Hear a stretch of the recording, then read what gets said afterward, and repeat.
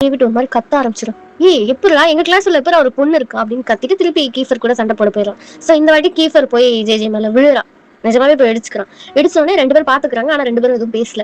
J வந்து கத்துறா, டேய் தடுங்கடா தடுங்கடா சண்டை போடாதீங்கடான்னு. யாருமே கேட்காதனால அவன் என்ன பண்றான்னா ஒரு பெஞ்ச் எடுத்து தூக்கி அவங்க 2 பேருக்கு நடுவுல போட்டுறான். போட்ட உடனே கீஃபர் கோவம் வந்தது. நீதான் பண்ணியா, இது நீதான் பண்ணியா அப்படின்னு கேட்கறான். அப்ப வந்து சியான் வந்து மாட்டி விடுற மாதிரி, ஆமா அவதான் பண்ணா, இந்த பொண்ணு தான் பண்ணா அப்படின்னு ஒரு மாதிரி மாட்டி விடுறானா. கீஃபர் கோவம் வந்து, ஏன் பண்ண, எதுக்கு இந்த மாதிரி எப்பவுமே நடுவுல வரவளா இருக்க அப்படின்னு வந்து கேக்குறான். ஏன் எப்பவுமே தொந்தரவு பண்ற ஒரு ஆளாவே இருக்கன்ற மாதிரி கேக்குறான். அப்ப வந்து ஜே சொல்றேன், எனக்கு ஏதாவது ஆச்சுன்னா நீ தான் ஹாஸ்பிட்டல் கூட்டு போறியா அப்படின்னு ஒரு மாதிரி அவ கோவமா பேசி திருப்பி சண்டைக்குள்ள 2 பேரும் போறாங்க. அப்ப வந்து யூரி தடுத்து, இல்ல இந்த இடத்துல வேண்டாம், நம்ம எப்பவுமே ஒரு இடத்துல போவோம்ல, அங்க நம்ம ரீ எலெக்ஷன் வச்சுக்கலாம், அதுல யார் ஜெயிக்கிறீங்களோ அவங்கதான் கிளாஸ் பிரசிடென்ட், ஓகே இல்ல அப்படின்னு சொன்னோன்னே மொத்த கிளாஸும் ஓகே சொல்லிடுது. சோ அதுக்கப்புறம் வந்து கீஃபர் சொல்றான், அந்த இடத்துல யாரும் குப்பை போடக்கூடாது, டிஸ்டர்ப் பண்ணக்கூடாதுன்னு சொன்னோன்னே ஜே சொல்றான், நீங்க ஒழுங்கா ரீ எலெக்ஷன் வைக்கிறீங்கன்னா நான் ஏன்பா அதெல்லாம் பண்ண போறேன் அப்படின்னு சொல்றேன். அப்போ சுத்தி இருக்கிற பசங்க எல்லாம் பார்க்க தானே போற, ரீ எலெக்ஷன்னா எப்படி இருக்கும் அப்படின்ற மாதிரி ஸ்மைல் பண்றாங்க. ஓகேவா.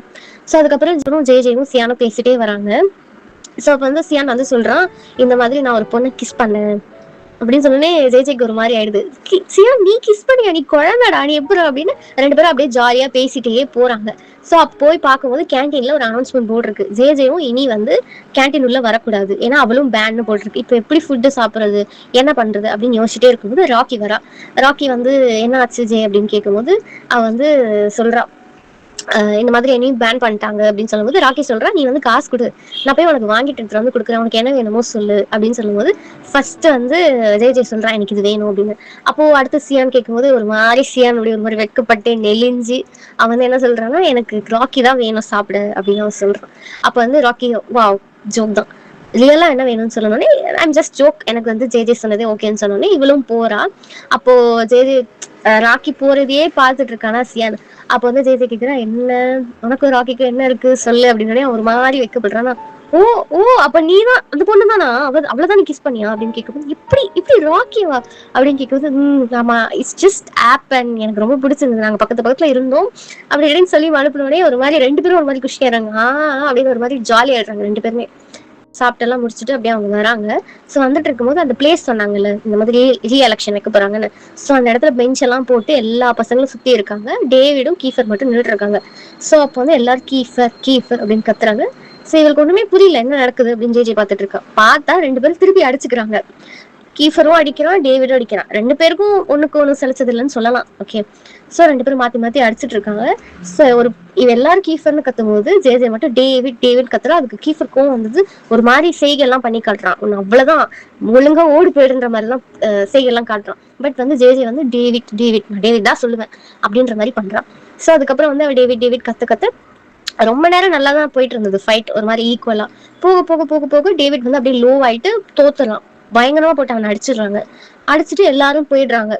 அப்போ வந்து ஜே வந்து டேவிட் கிட்ட போயிட்டு, என்கிட்ட இந்த மாதிரி மெடிசன்ஸ் இருக்கு, நீ வா நான் உன்னை கூட்டிட்டு போறேன், ஃபர்ஸ்ட் ஷர்ட் போடு, யாருக்குமே தெரியாது, அப்பதான் உனக்கு அடிபட்டு இருக்குன்னு, நீ வா நான் உன்னை கூட்டிட்டு போறேன் அப்படி இப்படின்னா சொல்லும் போது டேவிட் வந்து கேட்கறான், நீ எதுக்கு ஃபர்ஸ்ட் எனக்கு ஹெல்ப் பண்ற அப்படின்னு கேட்கறான். அதுக்கு ஜே ஹெல்ப் பண்றது கூடவா எதுக்கு பண்றோம் அப்படின்னு சொல்லணும், இது ஜஸ்ட் ஹெல்ப் தானே அப்படின்னு சொல்லிட்டு அவளை வந்து அப்படியே கைத்தாங்களா கூட்டிட்டு போறான்.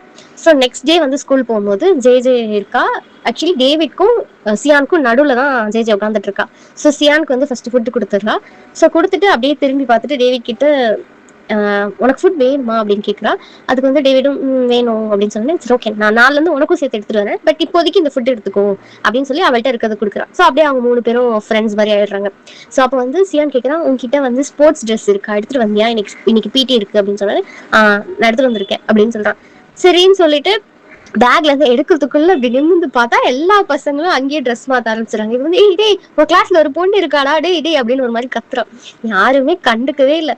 அப்படி இப்படி திரும்பி பார்த்துட்டு இருக்கோம். டக்குன்னு கீஃபரை பார்த்துடுறான். அப்படியே பார்த்தோன்னே ஒரு மாதிரி அவன் அழகா இருப்பான்ல கீஃபர்.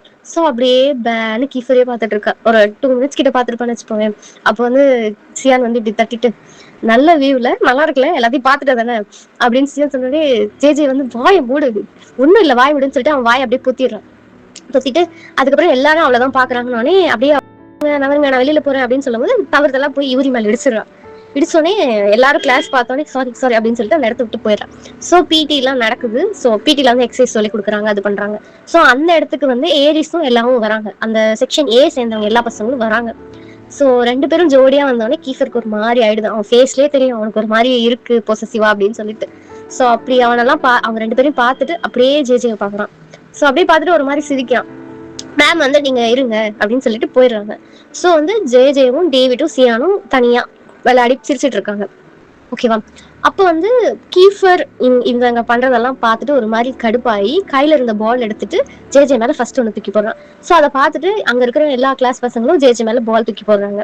இவரு எல்லாருமே போடுறாங்க. சரியா? இவளும் வந்து தடுக்கிறான். அந்த பாலை வந்து கை வச்சு இப்படி தடுத்து ஏன் இப்படி பண்றீங்க ஏன் இப்படி பண்றீங்கன்ற. அது வரைக்கும் ஏரிஸ் எல்லாம் அமைதியா இருந்தாங்க. ஒரு பிச் போட்டு அந்த பால் தூக்கி அடிக்கும் போது பயங்கரமா போய் ஜேஜே மேல விழுந்துருது. கரெக்டா அவன் நோஸ்ல பட்டு ஃபுல்லா பிளட் ஆகி அவ கீழே விழுறான். ஏரிஸும் கீகோவும் ஓடி வராங்க. ஓடி வந்து 2 பேருமே கத்துறாங்க ஃபர்ஸ்ட் செக்ஷன் ஈய. ஸோ அதுக்கப்புறம் ஆனவனே அந்த பிளட்டை பார்த்து ஜேஜே ஒரு மாதிரி ஆகுறா. ஒரு மாதிரி அவளுக்கு என்னமோ ஆகுது. கிளாஸ் பசங்களே சுத்தி வேடிக்கை பாக்குறாங்க. கீஃபருக்கே ஒரு மாதிரி ஆயிடுது. சரியா? ஸோ வந்து கொஞ்சம் நேரம் அப்படியே ஒரு மாதிரி ஆயிடுறா. ஒரு மாதிரி ஆயிடுறா இல்ல. ஸோ அவ சொல்லதான் ஒரு மாதிரி காம் ஆகி அவ பிளட் எல்லாம் வருது. அப்படியே அவ பார்த்துட்டு அப்படியே ஒரு மாதிரி என்ன சொல்றதே தெரியாதுல்ல, திகிச்சு போய் நின்னா எப்படி இருப்பாங்க. ஸோ அந்த மாதிரி அவ அப்படியே ஷாக்ல அப்படியே நின்று இருக்கா. இதோட தான் செக்ஷன் ஈல எபிசோட் 2 முடியுது.